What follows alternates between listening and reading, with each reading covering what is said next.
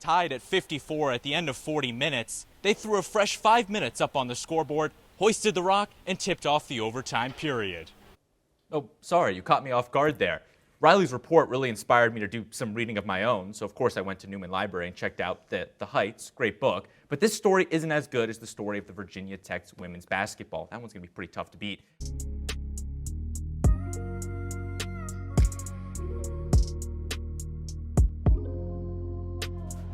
Happy St. Patrick's Day out there as we're playing softball at Tech Softball Parks and fans showing up in their festive attire. Might be the only time you see green at a Virginia Tech sporting events. There's the traditional maroon and orange fans are accustomed to, and the Hokies are accustomed to scoring runs as they lead this game 9-0 over the Pitt Panthers in just another offensive field day, Rain. Yeah, absolutely. The Hokies have been on fire on both sides of the ball. Mazzarone pitching a gem thus far.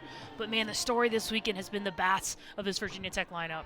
18 runs Friday night, 8 yesterday afternoon, and 9 runs through just 3 innings for Virginia Tech as the hammering Hokies continue to put the runs on. First pitch in there for a called strike on Macy Hamilton. Hamilton 1 for 1 in the ball game, singled back in the first, was doubled up off second in that double play that really turned the tides in this contest in the early going. Mazzarone strides home on the 0-1. Slap hitter runs up. Did she go? No, says third base umpire Jacob St. John. And it's a disadvantage for the slap hitter. They already got the momentum moving up, and that time Hamilton holds back. Now we'll take a look here, and just holds back. It's a really difficult call to make with a naked eye. Looks like Jacob St. John made the correct one. 1 ball, 1 strike to Hamilton. Ball in the outer part of the zone, and it's 2 balls, 1 strike as Mazzarone looks to get back in her groove. The freshman pitching well so far today. Entered play 6th in the ACC in batting average against. Has the 4th fewest hits in the ACC entering play. The 2-1 delivery runs high and off the backstop to move it to 3-1. On deck stands Kylie Griggs, the lethal hitter for Pitt. Had the grand slam yesterday, but first Hamilton will have to get through this at-bat as she is up 3-1 in the count.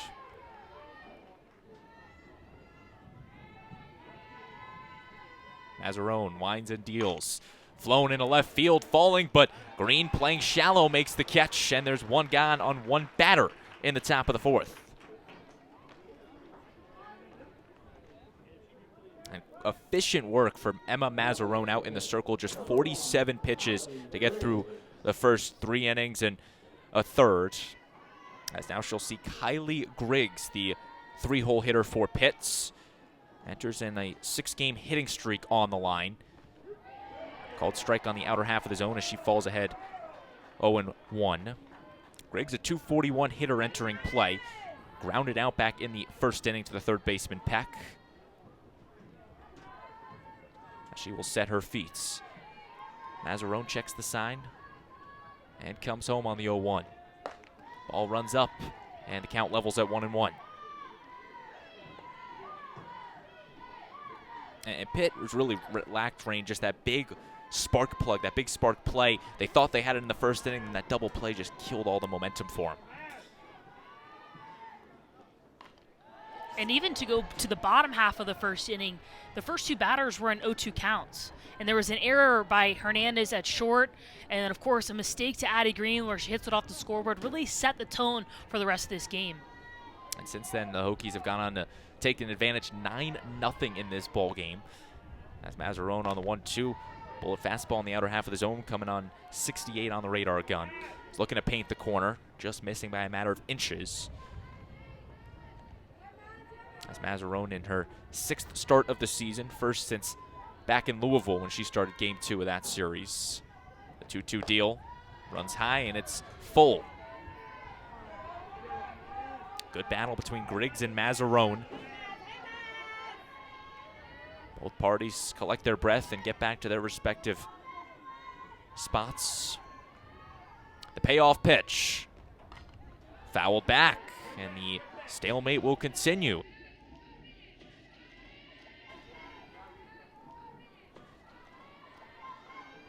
And this, if you're Jenny Allard and the rest of this Pitt team, this is exactly what you want to see. You want to see battles. You want to see some bright spots coming out of this Game 3. Pitch number 7 rather, and it's a called strike on the inner half of the zone. Griggs sat down with the backwards K, and Emma Mazzarone has her 3rd strikeout of the afternoon. Well, we talked about how Emma Mazzarone is so good with her arm side, but here she goes glove side curveball that paints the black on the inside edge. Griggs unable to get her barrel out, unable to get the bat off her shoulder. That's such a difficult pitch to get your barrel out in front of you on. What a pitch by the freshman Mazzarone. First pitch to Ramirez runs out. And that's the scary part, is Mazzarone is just a freshman, Rain. Imagine her down the line. As you see the heat map, she can paint all 4 corners, it feels like. Yeah, and so we're seeing the concentration with the red of where she gets most of her swing and misses. So that outside to righties, inside to lefties, that arm side for Mazzarone.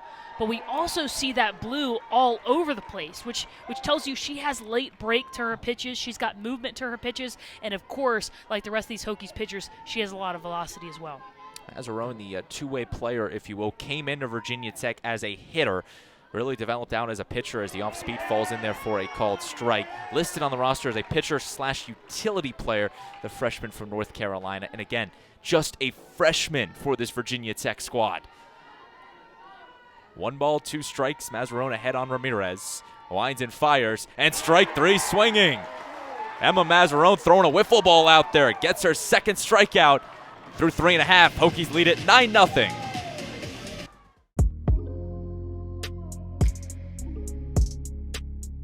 That's a 34-point margin of victory for all you math people at home.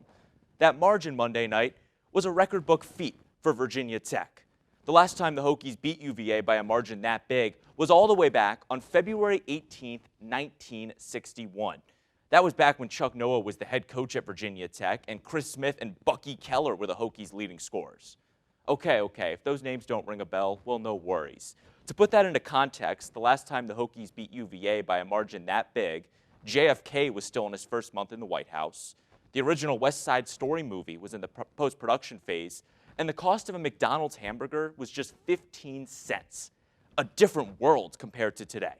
The Stags women's basketball crew have rode their way to an impressive 21-1 record thus far and a perfect 13-0 record inside the Metro Atlantic Athletic Conference. But yet not many people have heard of this anomaly in the Nutmeg State. Beamer ball, a term that's notorious with Virginia Tech football. What many don't know was Florida State and former Seminole head coach Bobby Bowden actually played a role in the creation of Beamer ball. I know that might be a tad confusing, but let me explain. To quote the great head coach Herb Brooks, great moments are built from great opportunities, and Virginia Tech has had some miracle runs of their own at the ACC tournament before. To tell us more about Mike Young's magic and the Hokies' recent runs in the ACC tournament, we send it on over to our very own Cody Wagner, who's standing by. Now, having to face a post-game losing locker room after 8 of those contests, a young student of the game and Frank Beamer started to subtly pick up on the Seminole game plan. Through these losses, they propelled Coach Beamer and the Hokie program to create more development in the areas such as special teams. Beamer ball, as it would later be called, led Virginia Tech to 27 consecutive bowl appearances and 4 ACC titles. While many might think that women's basketball is a Goliath's game, just remember that even a David can pull off the improbable.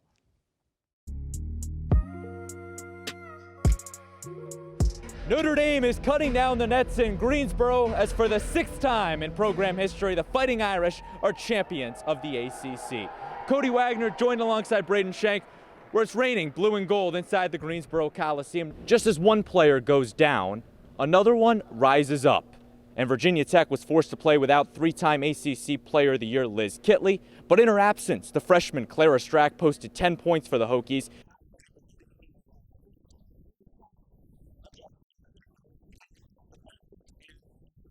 As Florida State took care of Syracuse 78-65. Head coach Brooke Wyckoff and the Florida State Seminoles show that the ACC season entering Greensboro means absolutely nothing comes tournament time, as it's a new season in the ACC tournament.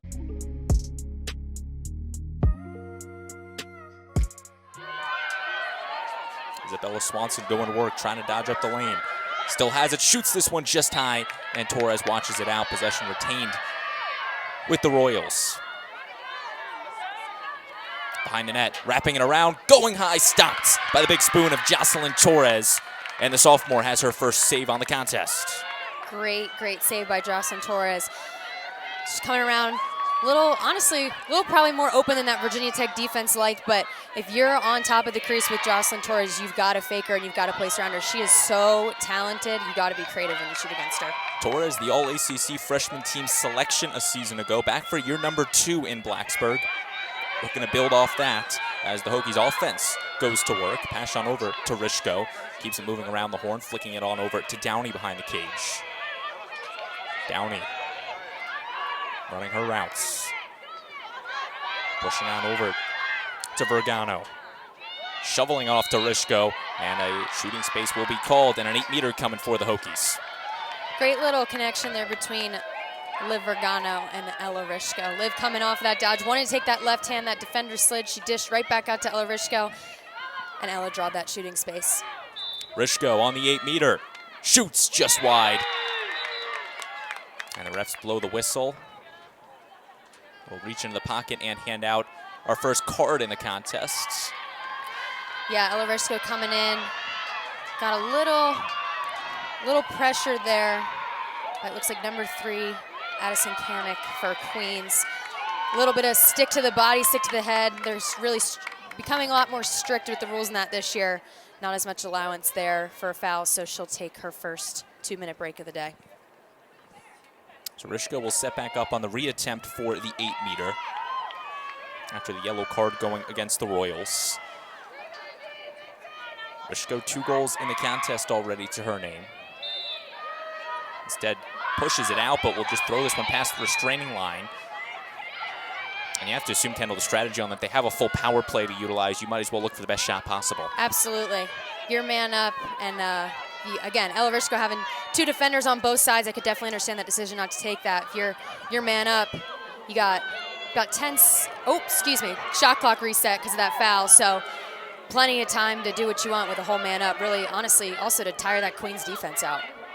Posey tries throwing into some traffic, and it will be Queens that comes away with it. The senior captain, Kaylee Maya Geist, out of Shady Side, Maryland. Great stop there by Queens. If you're Virginia Tech, that's what you don't want to do. Again, man up, plenty of time with that shot clock reset. I think that was a little forced on their end, so now time for them to defend. The Hokies, they have 7 woman-up goals this season, but now they got to play the defense and try to turn away this Royals team who's playing woman down. Tandler dishing on over, keeps it moving around the horn. Nice spin move coming from Favreau. See Virginia Tech set up in that zone D now that they're man up. And Queens just trying to skip pass, catch that VT zone defender there in the middle off guard and find something open. Behind the net, giving some room. O'Donoghue tries the spin move, instead will lose it out of play, and the defensive likes of Mackenzie Beam comes in, and the Albany transfer knocks it loose. Great job by Mackenzie Beam. If you're playing X back there, it is very tough, especially when you're getting 2 people sent and you're by yourself. That was unlucky back there for Queens. Mackenzie Beam, the transfer out of UAlbany, former Great Dane, having a good career up in New York. 4 years with the Danes, 57 games she played, and one of a handful of transfers that head coach Kristen Skyver brought in to really enhance the product that our Virginia Tech team has, and that's really the game. The way the game's really kind of moved, Kendall, the transfers can make a big impact right away. Absolutely. Transfer portal in every sport, but yes, you mentioned lacrosse here, Virginia Tech.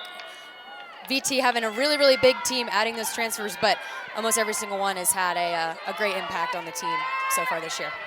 So Sproles re-enters play, and Queens will go back to full strength as the Hokies get an 8-meter free position opportunity with Claire Shada, the senior. She winds it up. Charlotte North style shot and a goal. Claire Shada winds it up and uncasts a shot past Kramer to the back of the cage, and the Hokies go up 5-0.